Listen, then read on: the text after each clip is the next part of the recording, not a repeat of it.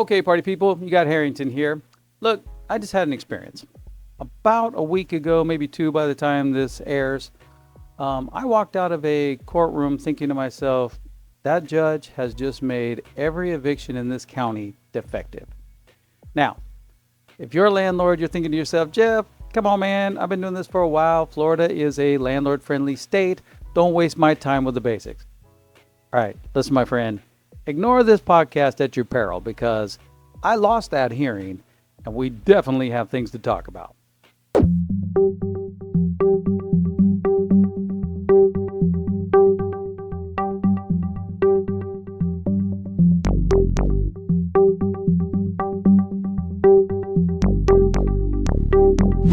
All right, part one. So first of all, let me just make it clear that you landlords, I'm a landlord, or I am from time to time, depending upon what my portfolio is doing.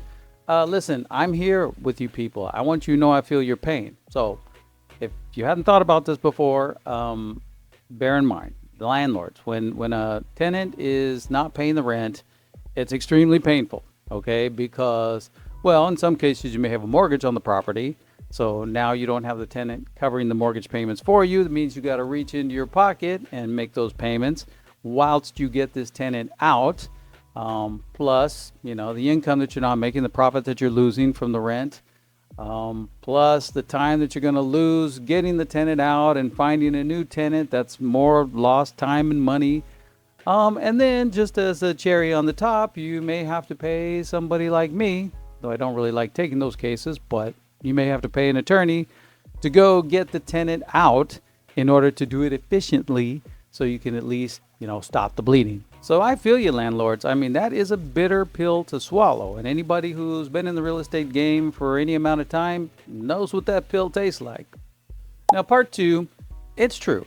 Florida is a landlord-friendly state, at least as compared to California for sure, and probably New York. I've only heard horror stories, but I would say definitely as compared to some of these more progressive states.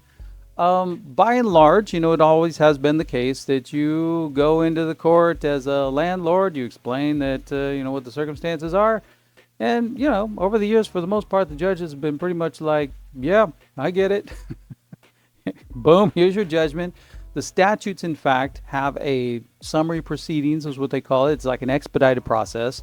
So you can get a default judgment in place like within a week. Pretty amazing. Now that said, and circling back to my previous comment of how I don't really like taking these cases, you will run into the occasional artist, tenants who you're going to be wondering to yourself, why can't they use their powers for good? They're clearly very talented. The same can be said for a few attorneys out there. They're just very good at finding the tiniest defects in procedure or coming up with inventive arguments that while ultimately may not succeed, will slow down the whole process and make it really painful. And then refer to my comments in part one about the landlords having to reach into their pocket to pay their attorney. Now imagine that the case is getting complicated and expensive on top of it. And they're like, what's the problem, man? Well, that's what I want to focus on here today. What is the problem? Well, I'll give you one of them, the one that I just experienced. And this is part three. Take a half step back. There can be more than one reason for evicting. It's not always for lack of paying your rent. Maybe the tenant's not following rules.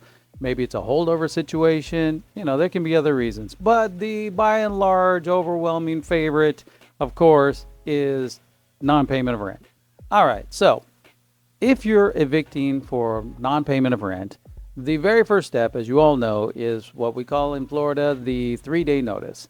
It's a 3-day notice to pay or quit. Okay. In the state of Florida, and in this particular case of which I'm talking, the realtor has access to a form that's prepared by the Florida Realtors Association and approved by the Florida Bar. It's a standard form. They just fill it out, post it on the door. What could go wrong?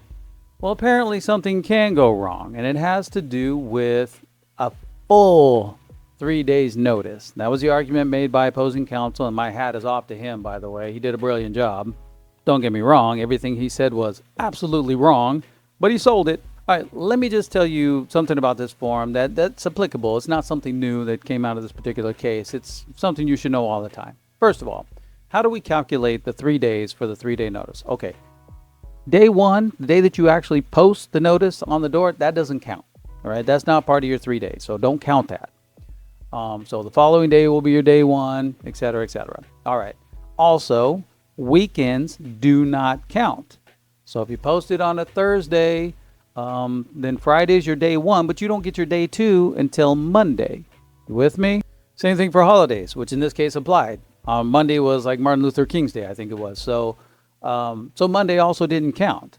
So in our example, it was posted Thursday, Friday's day one, weekend doesn't count, Monday doesn't count, Tuesday's day two, and then Wednesday is day three. Okay? That's just the normal rule. So those are things you should know, just generally speaking. Here's where things go off the rails. Okay, so opposing counsel made the argument that because our day three, which in our example would be Wednesday, right, did not specify that the tenant had until midnight of Tuesday to make payment, that constitutes insufficient notice. Because unless they have all the way until midnight of Tuesday, it's not a full 3 days. Now, in case you're wondering, this form that was put together by the Florida Realtors Association and approved by the Florida Bar, it does not have a space in which you can write out the time, or it doesn't have language about midnight is presumed. And this is the form that the state has blessed. Oh, and let me add one more thing.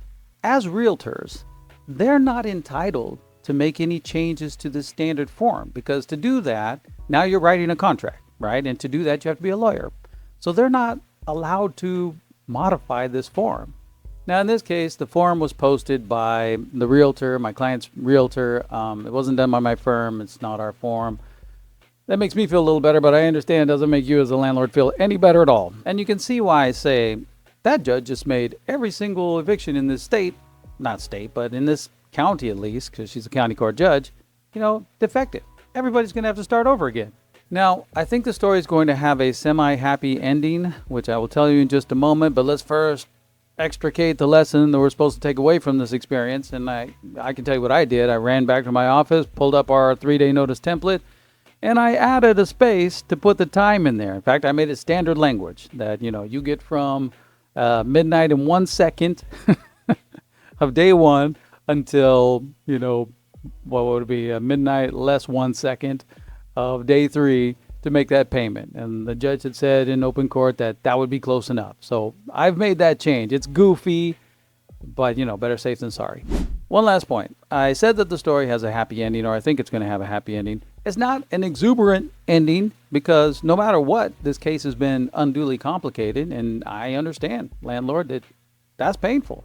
So it's not a brilliant ending, but opposing counsel was asking the court to dismiss the case with prejudice, meaning that not only do you have to start the whole case over again with a brand new posting, but you, as the prevailing party tenant, are going to be entitled to recover your costs and attorney's fees.